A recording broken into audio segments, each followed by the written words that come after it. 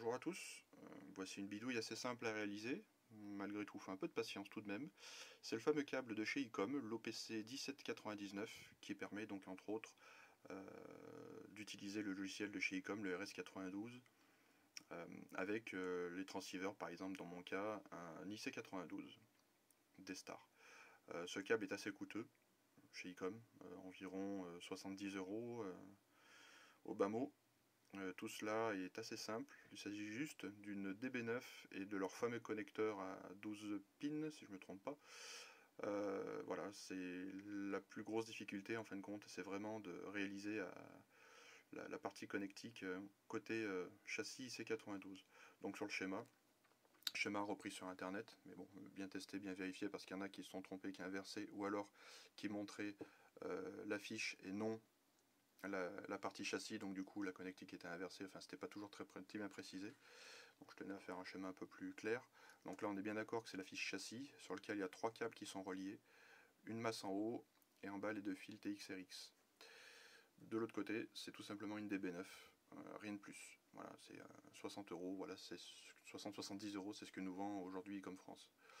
Donc ce câble est assez simple à réaliser, la plus grosse difficulté c'est effectivement la partie qui nous permet d'être connecté sur le Pocket, j'y reviendrai plus tard. Donc du coup ça fonctionne parfaitement, vous voyez le logiciel là je suis en mode D-Star, je sais pas si on voit bien, donc du coup il n'y a aucun souci en particulier, on peut changer les fréquences. Alors on est sur le deuxième récepteur, il y a des reflets, voilà.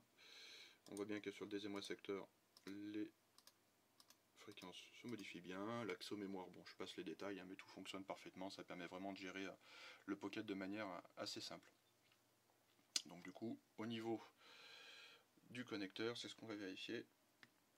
La bidouille, comment a-t-elle été réalisée? En fin de compte, je me suis basé tout simplement sur un vieux câble DB9 qui traînait, sur lequel j'ai pu raccorder au bout du câble. J'ai utilisé du câble téléphonique 4 paires. L'avantage d'être assez rigide et donc assez simple à manier. Donc du coup, hop, je retire. J'ai tout simplement utilisé, j'ai trouvé l'astuce sur un site américain qui était assez intelligente. Au bout des câbles rigides, tout simplement mettre de la gaine thermo-rétractable de façon à ce que le contact puisse se réaliser. Bon, après il faut jongler un petit peu pour aller mettre les fils, mais une fois qu'ils y sont, le contact se fait bien, ça bouge pas. Alors l'idée c'est de mettre la gaine thermo, et bien évidemment, avant de la faire rétrécir au briquet, il faut juste insérer une petite, soit une aiguille, soit un autre bout de câble à l'intérieur, de façon à garder, on va dire, une petite cavité à l'intérieur du câble, de façon à ce que ça puisse rentrer sans trop de difficulté au niveau des pins de l'IC92. Voilà, tout simplement.